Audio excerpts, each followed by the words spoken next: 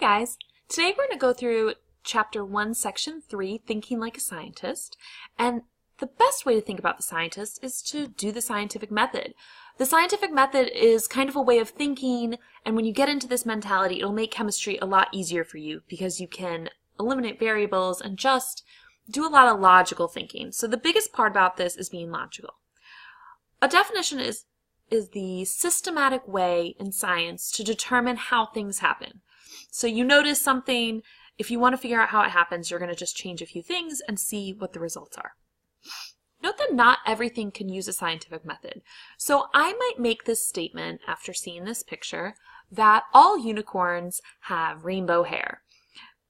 Well, unless you have a farm of unicorns that you are keeping hidden from the rest of us, we can't exactly test this because I've never seen a unicorn.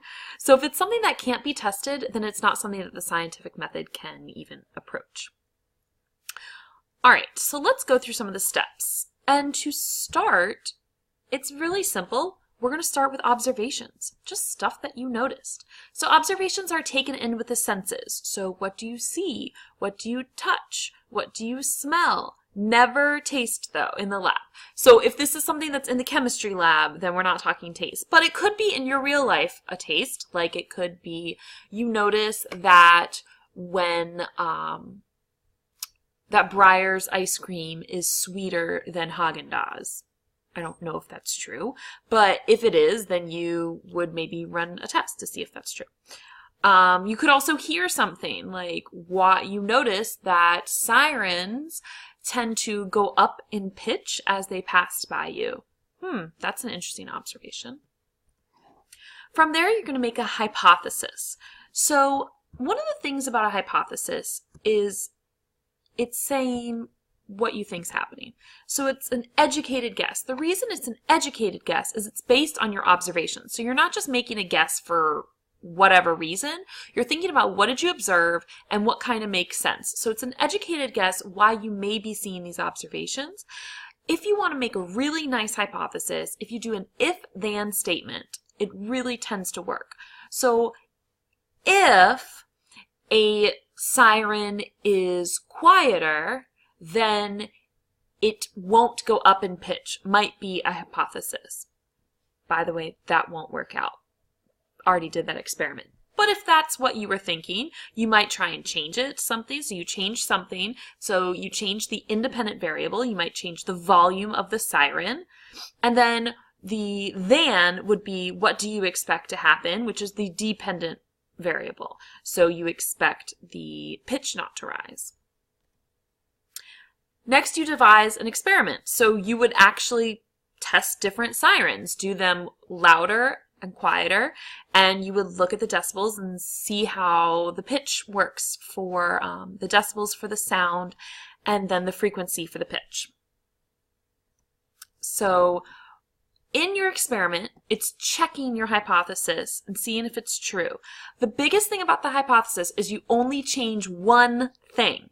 So notice how I just changed the volume of the siren in my experiment. So I didn't change like how far it was traveling.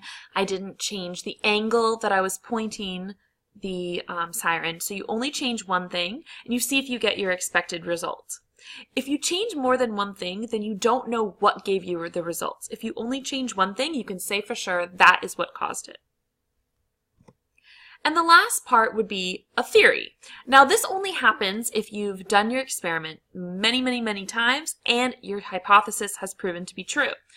So this is a proposed explanation why your results are seen, and this is if and only if your experiments are proven over and over again and it supports the hypothesis.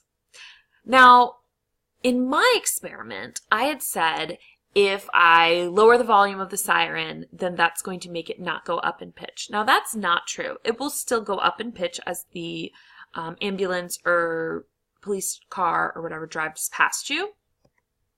So then what happens if the hypothesis is proven to be wrong? So if your hypothesis is wrong, once you get all your data from your experiment, then what you're going to do is you have to actually go back and rewrite your hypothesis. So if the data doesn't support your hypothesis, the hypothesis needs to be rethought, rewritten, and then a new experiment based on the new hypothesis. So that's it for the scientific method. I hope that helps you get through Chapter 1, Section 3, and have a great year in chemistry.